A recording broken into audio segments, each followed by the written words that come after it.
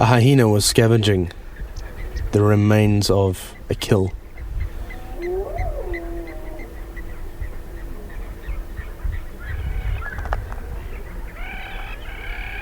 A few jackals moved around the hyena, looking for their little pieces. Hyenas fill a very specific niche. Their strong jaws allow them to break bones and crack open the remains that are rather inaccessible. It kept a keen eye towards the east. The killers, no doubt, not far off.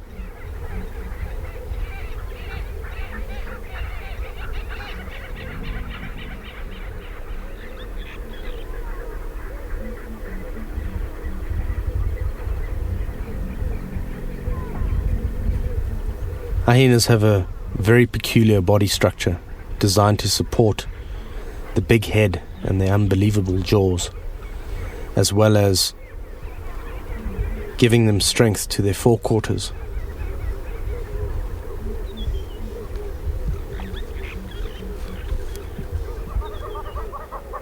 The Kakanika pride must have killed an impala in the very early morning. The pride, fairly content and complete with their feeding, watched the hyena pick up the pieces, knowing that he was scavenging bits and pieces that the lions couldn't eat. There was no need for confrontation.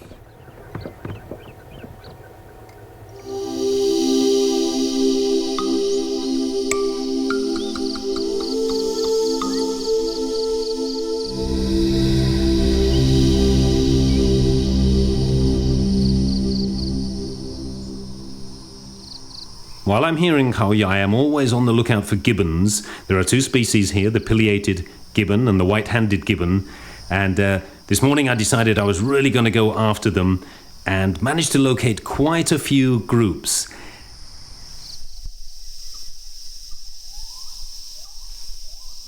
All of the groups had young babies, and I think because of this they were very cautious, and whenever I tried to get close to them, they either turned their back on me or just got themselves behind a bush or a branch or just moved a little bit away so that it was difficult for me to get a proper look at them. Most frustrating.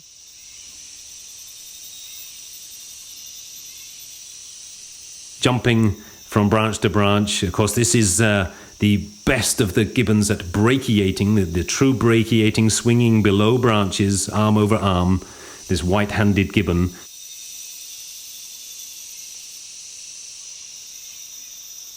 It's also heavily dependent on fruit. About 70% of its diet is fruit, so it can only live in forests that are very rich in fruiting trees, as this forest in Khao Yai here is a lot of fig trees. I didn't find any fig trees in fruit, though, on this visit. If I had, the gibbons would be sure to be there, stripping those figs off. Rather, I saw them eating leaves and some other smaller fruits of other trees.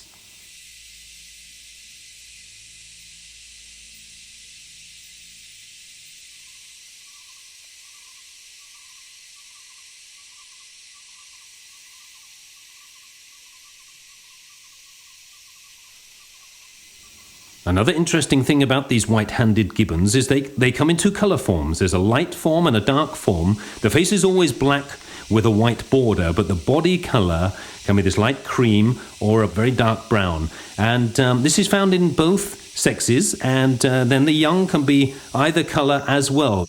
Very interesting indeed.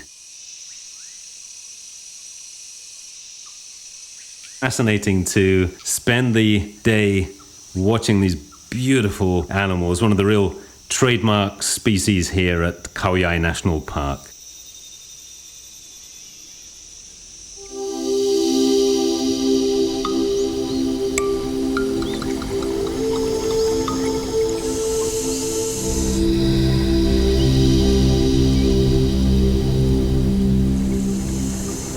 We just found a little piece of rock that was literally covered with a blanket of tiny little fish.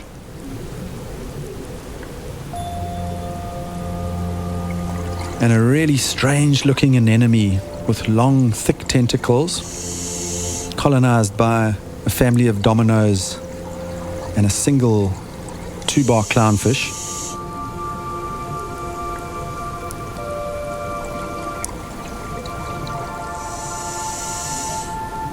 And on the one side of this reef, a big specimen of one of the soft thistle corals.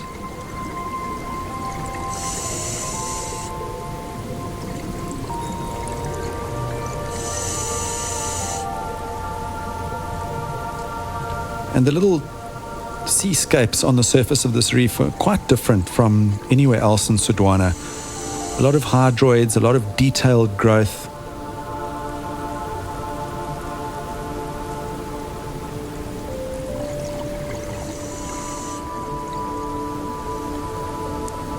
A juvenile emperor angelfish changes markings completely when it grows to an adult.